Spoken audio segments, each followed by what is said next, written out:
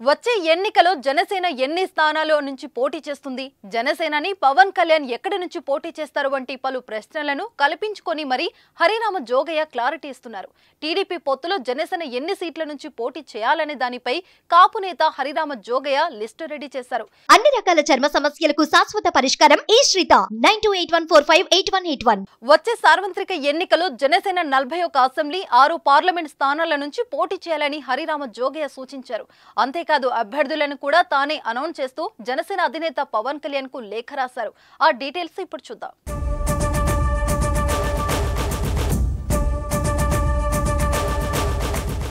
టీడీపీతో జనసేన పొత్తుల విషయంలో తగు సూచనలు ఇస్తూనే ఉన్నారు హరిరామ జోగయ్య.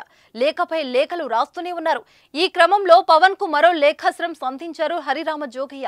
రానున్న ఎన్నికలో 41 అసెంబ్లీ 6 పార్లమెంట్ స్థానాల్లో జనసేన పోటీ చేయాలన్న హరిరామ జోగయ్య ఆ స్థానాల్లో అభ్యర్థులను కూడా తానే ప్రకటించారు. ఆ స్థానాలపై ఎట్టి పరిస్థితుల్లోనూ రాజీ పడొద్దని, వాటి కోసం పోరాడాల్సిందేనని లేఖలో పేర్కొన్నారు. పవన్ కళ్యాణ్ భీమవరంతో పాటు నర్సాపురం స్థానాల నుంచి పోటీ చేయాలని సూచించారు ఆయన.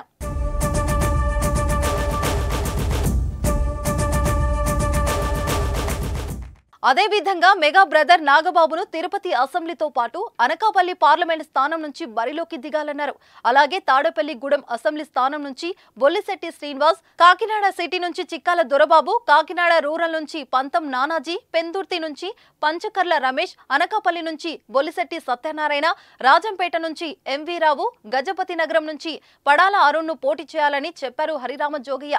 అలాగే నర్సాపురం పార్లమెంట్ స్థానం నుంచి మల్లినేడు తిరుమలరావు, కాకినాడ నుంచి సాన సతీష్, మచిలీపట్నం నుంచి బాలసూరి, అనకాపల్లి నుంచి కొనిదెల నాగబాబు లేదా బొలిశెట్టి సత్యనారాయణ, రాజంపేట ఎంవి రావు, విజయనగరం నుంచి గేదెల శ్రీనివాస్ ను బరిలో నిలపాలని ఆయన చెప్పారు. కాపు సామాజిక వర్గం అధికంగా ఉన్న ఉమ్మడి పశ్చిమ గోదావరి జిల్లాలో 6 స్థానాలు, ఉమ్మడి తూర్పు గోదావరి జిల్లాలో 7 స్థానాలలో జనసేన పోటీ చేయాలన్న హరిరామ జోగయ్య ఆ స్థానాల్లో టికెట్లు ఇవ్వాల్సిన నేతల పేర్లను కూడా సూచించారు.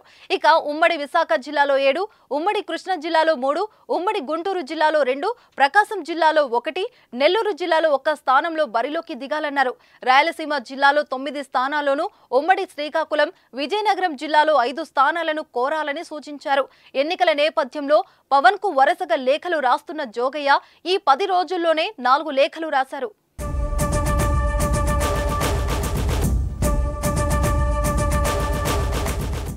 టీడీపీ జనసేన మధ్య సీట్ల సర్దిబాటు జనాభా నిష్పత్తిలో జరుగుతుందా లేదా అని ఇటీవల హరిరామ జోగయ్య ప్రశ్నించారు. సీట్ల కేటాయింపులో శాసించే స్థాయికి రావాలని కాపు కులస్తులు ఆలోచిస్తున్నారని అన్నారు.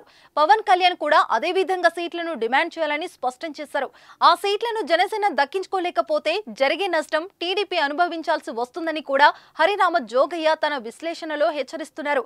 టీడీపీ జనసేన బీజేపీ పొత్తుపై స్పష్టమైన ప్రకటన ఇంకా విడుదల కాకముందే జోగయ్య రాస్తున్న లేఖలు ఆ పార్టీలను ఇబ్బంది పెడుతున్నాయి. మరి పెద్ద ఆయన రాసిన ఆ లేఖకైనా జనసేన అధినేత స్పందిస్తారో లేక ఎప్పటిలాగే లైట్ తీసుకుంటారో చూడాలి.